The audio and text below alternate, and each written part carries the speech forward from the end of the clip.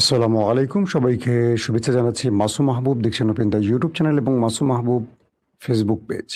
পৃথিবীর যেই প্রান্ত থেকে যারা দেখছেন সবার জন্য শুভকামনা, ভালোবাসা।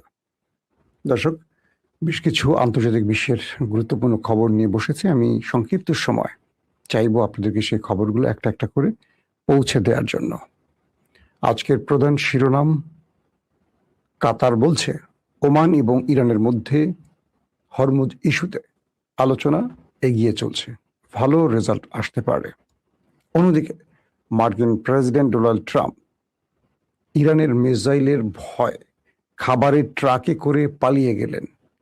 পৃথিবীর ইতিহাসে এই প্রথম সুপার পাওয়ার আমেরিকার প্রেসিডেন্ট একটা দেশের ভয়ে নিজে পালিয়ে গেলেন, কিভাবে তার বর্ণনা আন্তর্জাতিক গণমাধ্যমে প্রকাশ করা হলো। 3 নম্বর, ইরানের আগামী সবচেয়ে বড় ভয়ঙ্কর যুদ্ধের জন্য 6 জন গুরুত্বপূর্ণ সামরিক ব্যক্তির নাম প্রকাশ করা হলো। তারা কারা সেটা জানাবো। অন্যদিকে সৌদি আরব, পাকিস্তান এবং তুরস্কের মধ্যে যে জোট হচ্ছে, সেই জোট প্রশ্নে পাকিস্তানের স্বরাষ্ট্রমন্ত্রী মহসিন নাকবি তেহরান পৌঁছেছেন এবং এই বিষয়ে ইরানের ভাষ্য বা বক্তব্য কি হতে পারে সেটাও জানা গেছে। দর্শক, চলুন আমি আপনাদেরকে আরো অনেকগুলো খবর দেব, এই কটা শুধু শিরোনামে রাখছি। বাংলাদেশে সফরে এসছেন 4 জন হাই ডেলিগেট। তারা হলেন ভারতের গোয়েন্দা যে বিভাগটি আছে র, তাদের গুরুত্বপূর্ণ ব্যক্তি, রয়ের প্রধান সহ গুরুত্বপূর্ণ ব্যক্তিরা। এই ইস্যুতে বাংলাদেশের বিভিন্ন গণমাধ্যম বিভিন্ন টাইপের বক্তব্য প্রচার করছে। কেউ বলছে বাংলাদেশের সাথে একটি মধ্যস্থতা করতে চায় ভারত, এবং কয়েকটি গণমাধ্যম বলছে যে তারেক রহমান, আমাদের প্রধানমন্ত্রী, তিনি ব্রিক্স সম্মেলনে হয়তো যাচ্ছেন না। সবকিছু মিলে হঠাৎ করে র প্রধান বাংলাদেশে কেন এলেন, তার উদ্দেশ্য কি, তার ভারতের পক্ষ থেকে বাংলাদেশকে কি বার্তা দেয়া হচ্ছে, কিংবা র প্রধান বাংলাদেশে আসায় আগামী দিনে বাংলাদেশের রাজনীতির হালচাল কি হতে পারে, এই সবগুলো বিষয় নিয়ে কিন্তু ভেতরে নানান রকম গুজব বা গুঞ্জন চলছে। আমরা বিশ্বাস করতে চাই যে নতুন সরকার ক্ষমতায় বসছেন, যারা স্লোগান দিয়েছেন সবার আগে দেশ বা সবার আগে বাংলাদেশ, এই থিওরিটি যেন তারা বাস্তবায়ন করেন। দর্শক, আসেন আমরা এবার একটু আন্তর্জাতিক খবরে নজর দেই। হরমুজ প্রণালী নিয়ে ওমান ইরান আলোচনা উন্নত পর্যায়ে চলছে, এই দাবিটি করছে কাতার।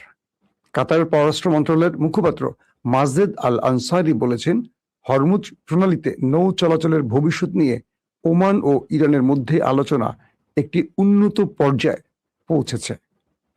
সরকারের ভাষ্যমতে লোহিত সাগরে বাব-আল মানদেব প্রণালীতে ইয়েমেনের হুতি বিদ্রোহীরা একটি অজ্ঞাত বাণিজ্যিক জাহাজে হামলা চালালে 3 জন নিহত হয়েছে। এই বিষয়ে হুতিদের পক্ষ থেকে তাৎক্ষণিকভাবে কোনো মন্তব্য পাওয়া যায়নি। এটি হলো, আপনাদের জানেন যে হরমুজ প্রণালী যেখানে ইরান বন্ধ করে রেখেছে, যেটাকে বলা হয় ইরানের নিউক্লিয়ার, হরমুজ হলো ইরানের নিউক্লিয়ার।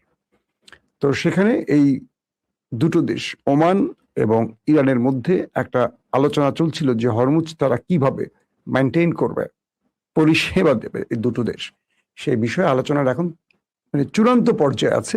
এই বিষয়টি কাতারের পররাষ্ট্র মন্ত্রক থেকে জানানো হয়েছে।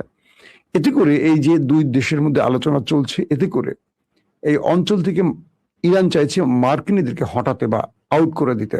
যখন এই 2 দেশ হরমুজ প্রণালী কন্ট্রোল করবেন, আসা এবং যাওয়ার নিরাপত্তা নিশ্চিত করবেন, আন্তর্জাতিক বাণিজ্যিক জাহাজগুলোকে নিরাপত্তা দেবেন এবং সব রকম পরিষেবা দেবেন, তখন এই অঞ্চলে আমেরিকা অটোমেটিক আউট হয়ে যাবে।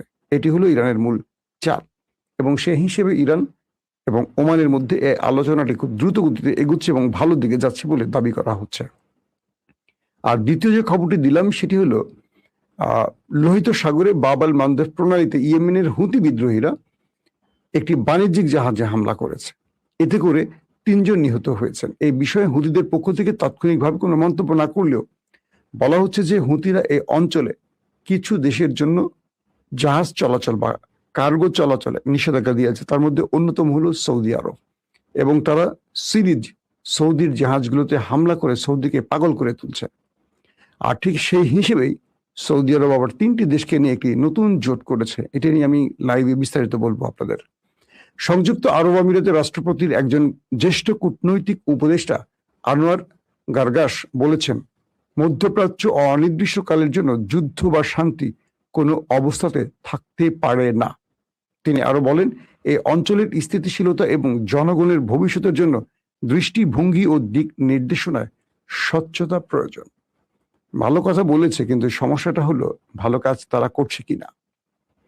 আরব পুরোপুরি নিজেকে বিকিয়ে দিয়েছে পশ্চিমা দুনিয়ার কাছে, যার ফলে পশ্চিমারা এই অঞ্চলে বসে বাকি মুসলিম দেশগুলোর উপর ছড়ি ঘোরাচ্ছে। আজকে যে যুদ্ধটা, এটা কিন্তু ইসরায়েল আমেরিকা স্বেচ্ছায় শুরু করেছে, ইরান করেনি। এবং ইরান আক্রান্ত হওয়ার পর এখন প্রতিঘাত করছে, কিন্তু ইরানের প্রতিঘাতে আমেরিকা কোণঠাসা হয়ে পড়েছে। অর্থাৎ ইরানের সাথে কৌশলে বা লড়াইতে বা সাহসে পেরে না উঠে ট্রাম্প এখন একটা বড় বিপর্যয়ের মুখে পড়েছে, স্বয়ং আমেরিকাও বিপর্যয়ের মধ্যে পড়ে গেছে। দর্শক, আসেন দ্বিতীয় যে গুরুত্বপূর্ণ খবরটি, আমি আপনাদের ট্রাম্পের পলায়নের খবরটি দেওয়ার আগে কিছু ইম্পর্টেন্ট খবরগুলো আগে আপনাদের দিয়ে নিচ্ছি। বলা হচ্ছে যে পাকিস্তানের যিনি স্বরাষ্ট্রমন্ত্রী মহসিন নাকভি, তিনি সফর করছেন, তিনি আসছেন ইরানে। তার উদ্দেশ্যটা কি ছিল? কারণ এখানে আপনারা জানেন যে কয়েকটি বিষয়ের সাম্প্রতিক সময় ঘটে গেছে, যদিও আমি সেই খবর আপনাদের কন্টিনিউ দিতে পারিনি, আমি একটি গুরুত্বপূর্ণ কাজে বাইরে ছিলাম। তো কয়েকটি কূটনৈতিক সূত্রের বরাত দিয়ে ইরানি গণমাধ্যম জানিয়েছে, দ্বিপাক্ষিক সম্পর্ক ও পারস্পরিক স্বার্থ সংশ্লিষ্ট বিষয় নিয়ে আলোচনার জন্য মহসিন নাকভি মঙ্গলবার ভোরে ইরানের রাজধানীর উদ্দেশ্যে ইসলামাবাদ ত্যাগ করেছেন। ইরানের স্বরাষ্ট্রমন্ত্রী ইস্কান্দার মোমিনি তার পাকিস্তানি প্রতিপক্ষের সঙ্গে আলোচনার জন্য ইসলামাবাদ সফরের এক মাস পর এই সফরটি অনুষ্ঠিত হলো। সাম্প্রতিক সংঘাতের অবসান ঘটাতে জুনে ইরান ও যুক্তরাষ্ট্রের মধ্যে একটি সমঝোতা স্মারক স্বাক্ষরে পাকিস্তান কাতারের পাশাপাশি গুরুত্বপূর্ণ মধ্যস্থতাকারীর ভূমিকা পালন করেছিল। ওয়াশিংটন সমঝোতা স্মারকটি লঙ্ঘন করায় তেহরান হরমুজ প্রণালীতে পুনরায় বন্ধ করতে বাধ্য হয়। তেহরান বলছে, যুক্তরাষ্ট্রের সমঝোতা স্মারক লঙ্ঘন বন্ধ হলে এর ফলে এই আমেরিকা তার যেই নির্দেশনা বা শর্ত ছিল সেটাকে পুনরায় সে শর্তে ফিরে এলে হরমুজ খোলা হবে, অথবা ইরান এই হরমুজকে স্থায়ীভাবে বন্ধ করে দেবে।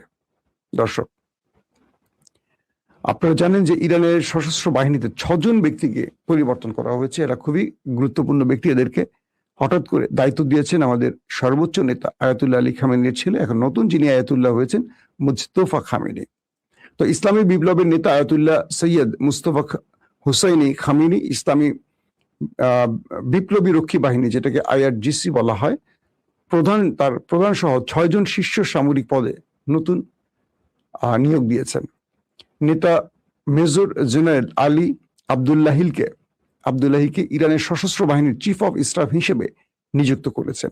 তিনি ব্রিগেডিয়ার জেনারেল কিউমার্স হেইদিরাকে ইরানের সশস্ত্র বাহিনীর ডেপুটি চিফ অফ স্টাফ হিসেবে নিযুক্ত করেছেন এবং মেজর জেনারেল আহমদ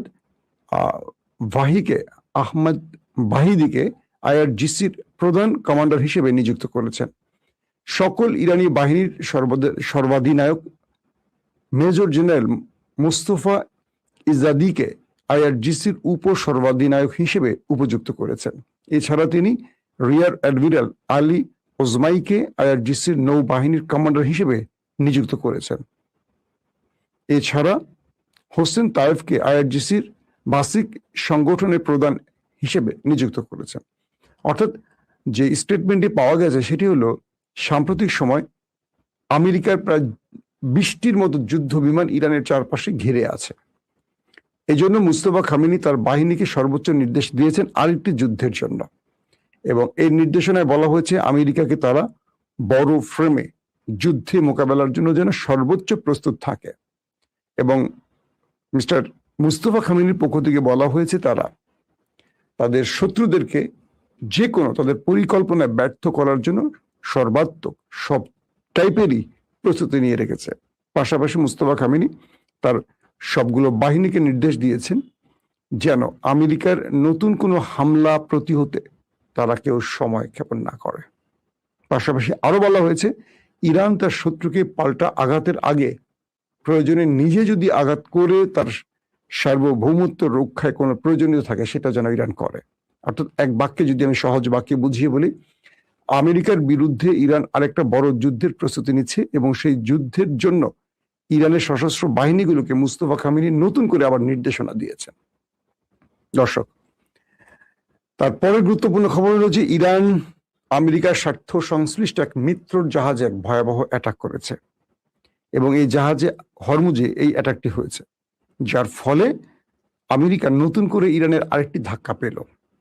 এবং ইন্টারেস্টিং ব্যাপার, আমেরিকার এই জাহাজটিতে আক্রমণের পর এখন পর্যন্ত আমেরিকা পাল্টা জবাব দেয়নি। পৃথিবীর বহু গণমাধ্যম দাবি করছে ইরানের কাছে কি আমেরিকা অসহায় আত্মসমর্পণ করেছে। ইরানের বর্তমান প্রেক্ষাপটে যেভাবে ইরান সবকিছু কন্ট্রোল করছে এবং হরমুজ প্রণালীকে যেভাবে পুরো অবরুদ্ধ করে রেখেছে বা নিষিদ্ধ করে রেখেছে সবার জন্য, এবং এই অঞ্চলে আমেরিকা সর্বাত্মক চেষ্টা করেও হরমুজে ইরানের নিষেধাজ্ঞা বা ইরানের যেই অঞ্চলে যান চলাচল বন্ধ করার পর যে ইরান নির্দেশনা দিয়েছে সেটাকে ভাঙতে পারছে না মার্কিন নেভাল টিম। বলছে যে আমেরিকার যে নেভাল ব্লকেট তৈরি করেছে কার্যত সেটা ব্যর্থ হয়েছে ইরানের কাছে। এবং আজকে যে জাহাজটিতে ইরান হামলা করেছে সেই হামলায় কয়েকটি গণমাধ্যম দাবি করেছে যে ব্যাপক বিস্ফোরণ হয়েছে এবং জাহাজটির আশেপাশে কয়েক কিলোমিটার থেকে শুধু আগুন আর তেল, ওই জাহাজটি বিস্ফোরিত হয়ে তেল ছড়িয়ে পড়েছে এবং আমেরিকা এই দৃশ্য দেখতে শুধু চেয়েছে, কিচ্ছু করতে পারেনি। এবং ইরান এতটা অ্যাগ্রেসিভ, আমেরিকাকে পাল্টা ধাক্কা দিচ্ছে, যেটা আমেরিকার জন্য এখন টেনশনের কারণ হচ্ছে যে আমেরিকা ইরানকে মাটির সাথে মিশিয়ে দেওয়ার ঘোষণা দিয়েছে। তারা এখন ইরানের হামলাগুলো শুধু চেয়ে চেয়ে দেখছে। দর্শক, যে খবরটি দিয়ে শেষ করতে চাই আজকে আপনাদের খবরটি, আমি চলেন সেটা আগে আপনাদের একটু। এদিকে আরেকটি খবর পাওয়া গেছে, সিরিয়ার আদালত সাবেক রাষ্ট্রপতি বাশার আল আসাদকে মৃত্যুদণ্ড দিয়েছে। এটি আপনারা হয়তো জেনে গেছেন বা বিভিন্ন কারণের মাধ্যমে চলে এসছে। অন্যদিকে বুধবার আঙ্কারায় বৈঠকে বসতে যাচ্ছে তুরস্ক ও ফিলিস্তিনের রাষ্ট্রপতিরা। এটি আশা করি যে ফিলিস্তিন ইস্যুতে একটা ভালো ফলাফল আসতে পারে। দর্শক, গত জুলাইতে তুরস্ক সফর করেছেন মার্কিন প্রেসিডেন্ট ডোনাল্ড ট্রাম্প। এ সময় তিনি ইরানের ভয়ে তার পথ বিভিন্নভাবে পরিবর্তন করেছেন। এটা নিয়ে আমি আপনাদের ডিটেল বলেছিলাম লাইভে, মনে আছে আপনাদের। যখন আঙ্কারা থেকে মিস্টার প্রেসিডেন্ট ট্রাম্প তার দেশে ফিরবেন, হঠাৎ করে তার নিরাপত্তা বাহিনী এসে তাকে একটা খবর জানালেন, মিস্টার প্রেসিডেন্ট, আমরা যে জাহাজটিতে মানে বিমানটিতে করে ফিরবো, ইরান এই জাহাজটিতে মিসাইল হিট করার জন্য সকল প্রস্তুতি নিয়েছে। এই খবরে ডোনাল্ড ট্রাম্প তার ধুতি খুলে গেল। তিনি এসছিলেন যেই কাতারের গিফট পাওয়া, কাতার প্রধানমন্ত্রী বা কাতারের আমির তামিম বিন হামাদ আল থানির উপহার পাওয়া যেই একটা বিমান ছিল, মানে মার্কিন প্রেসিডেন্ট ডোনাল্ড ট্রাম্পকে যে গিফট করা হয়েছিল কাতারের পক্ষ থেকে নতুন একটি বিমান, সেই বিমানটি থেকে তিনি নেমে গেলেন। নেমে তিনি খাবারের একটি ট্রাকে উঠলেন। কে? Mister president Trump. খাবারের ট্রাক, বুঝছেন, ক্যাটারিং ট্রাক বলা হয়। সেখানে উঠে তিনি ওখান থেকে পালালেন, পালিয়ে একটা ছোট বিমানে করে চলে গেলেন এবং সেখান থেকে কয়েকটা ভাঙা দিয়ে তিনি ভিন্ন বিমানে করে আবার আমেরিকায় পৌঁছলেন। পুরো পৃথিবীর গণমাধ্যম বলছে যে ইরানের ভয়ে আমেরিকার প্রেসিডেন্ট খাবারের ট্রাকে করে দেশ ত্যাগ করেছে। তো এই বিষয়টি আসছে কেন? যে ট্রাম্প আয়াতুল্লাহ আলীকে হত্যা করেছেন, সেই ট্রাম্প এবং ইসরায়েলের নেতানিয়াহু কতটা আতঙ্কে আছেন কল্পনা করতে পারেন।